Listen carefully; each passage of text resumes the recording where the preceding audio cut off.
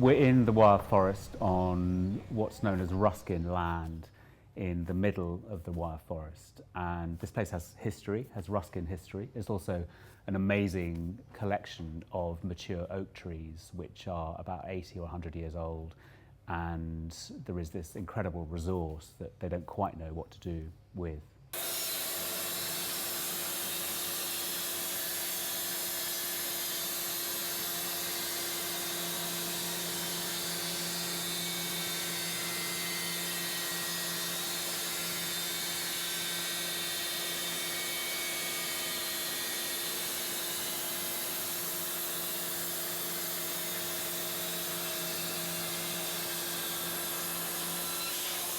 The event begins with a presentation by each of the groups, a brief presentation where they explain where they're coming from, what their agenda is, what they're thinking of exploring for the three-day event.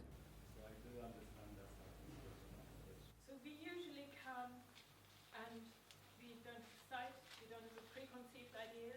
You know, how do you make an architecture that isn't really like an architecture? It's kind of surprising, it's not one of the things that we associate today with a kind of rural idyll.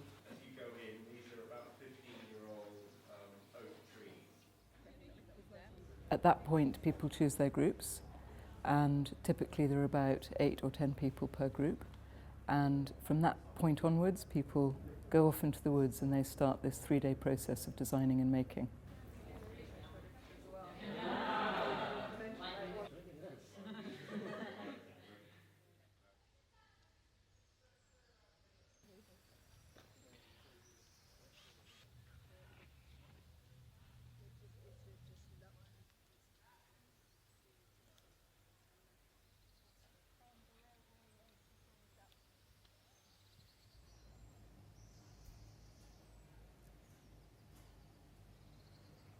Part of my initial curation of this was that I wanted really diverse takes on making, and I tried to bring together an incredibly diverse set of practitioners that on paper you might think had nothing in common, but each was interested in what the act of making could bring to architecture.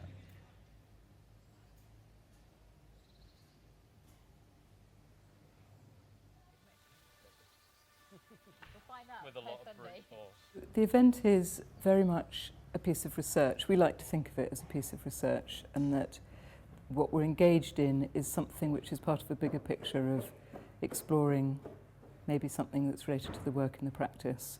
So each group is working perhaps with a theme that is lasting beyond the 3 days.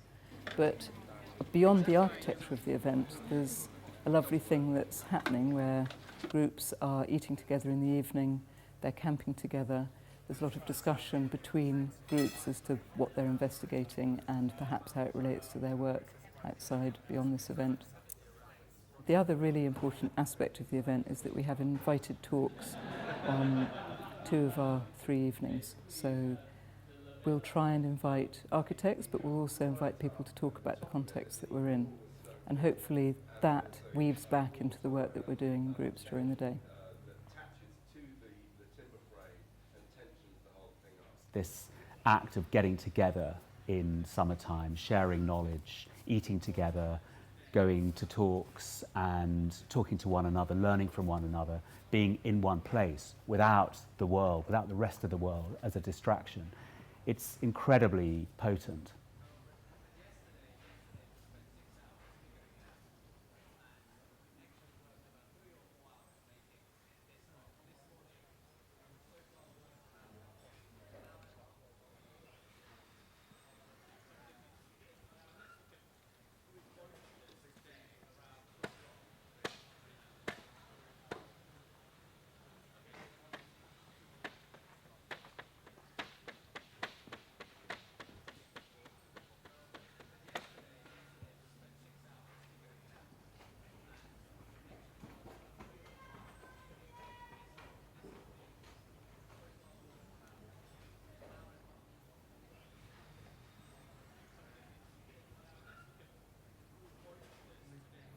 This year we're working with oak for the first time, which is a totally different experience. It's a very, very different material to the softwood that we're used to working with. And the first couple of years we actually worked with builders' merchants materials which were not from the place. I I think it was 2 years in that we started using material from the place that we were working in. So the material palette also is beginning to be defined by the context that we're working in.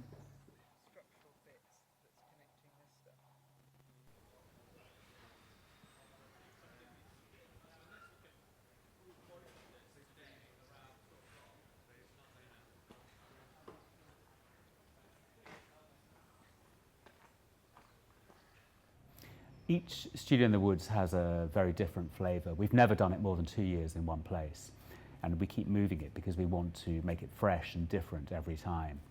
I think this place in the Wild Forest, on this Ruskin land, in the Wild Forest Community Land Trust smallholding, there's a very different focus this year, which is that they want to use this knowledge in order to disseminate that around this community.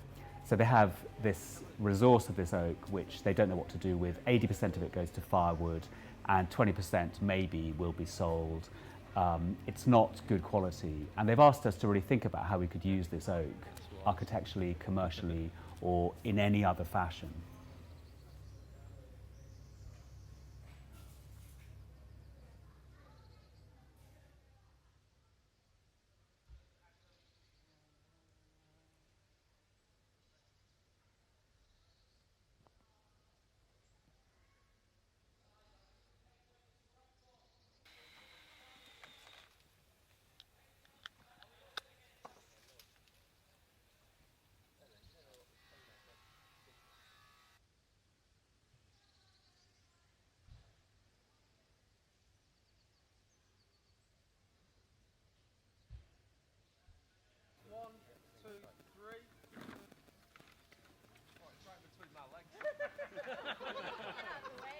Right, got to shuffle this back. Shall we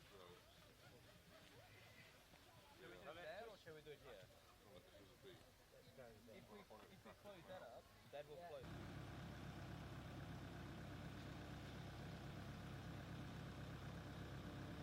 Stop! Stop! Wet wood. Other than that, the general good old cut yourself. Chisels and all this stuff.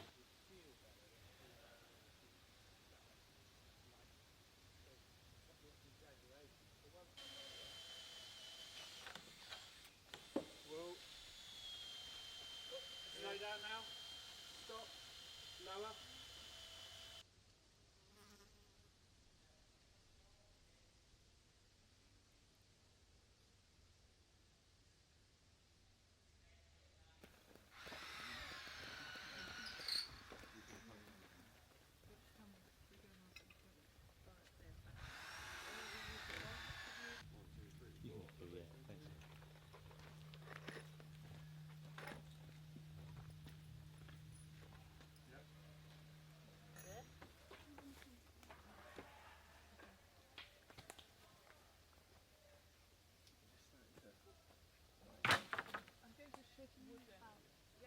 It can be anything. Yeah,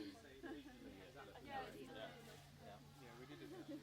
My mental spirit level says that's bang on.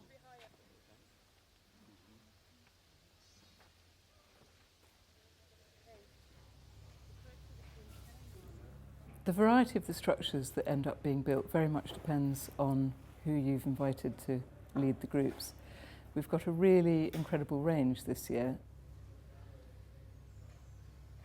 We've got one group working with absolutely the raw material, the crown of the tree, the twisted parts that are left lying on the forest floor.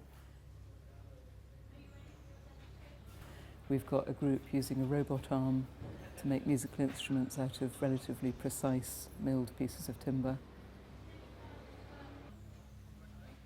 We have somebody making a giant truss, which is out of the smallest pieces of timber that you can get, but the high quality stuff in the heart of the oak tree. We have somebody building tall, somebody building horizontally. We've got very different pieces of research, and there's a real range in terms of the material used, the approach taken, and the context that people have chosen to work in.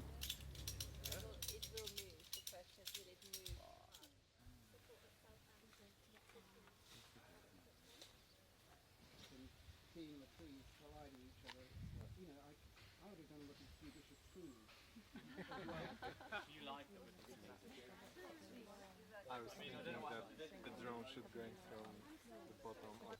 that first afternoon before the sunset, and then starting to kind of see what was passing. I wondered that quietly to myself before we presented whether that.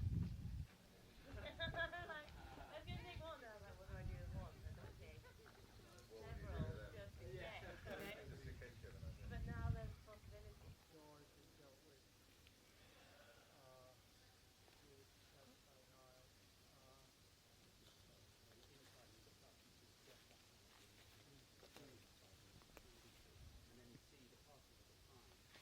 And this was really kind of one of our key starting points.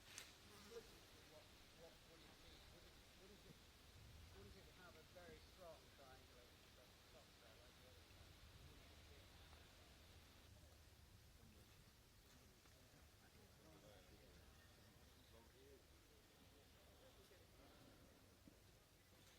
Jay, do your Titanic moment.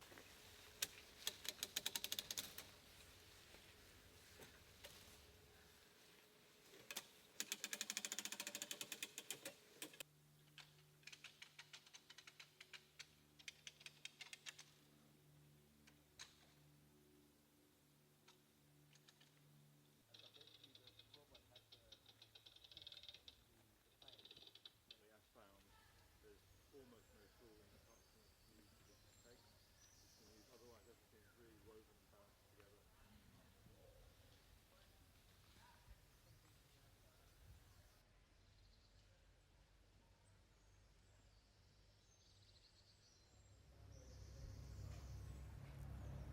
I think the biggest surprise for me about Studio in the Woods and what I enjoy because it's so surprising is that it's amazing how much you can do in 3 days with a group of 10 people. Every time it surprises me that you start off with having not designed anything on a Friday morning, and by a Sunday morning you have a pretty substantial structure that a group of 10 people have made together that has a very clear design intent.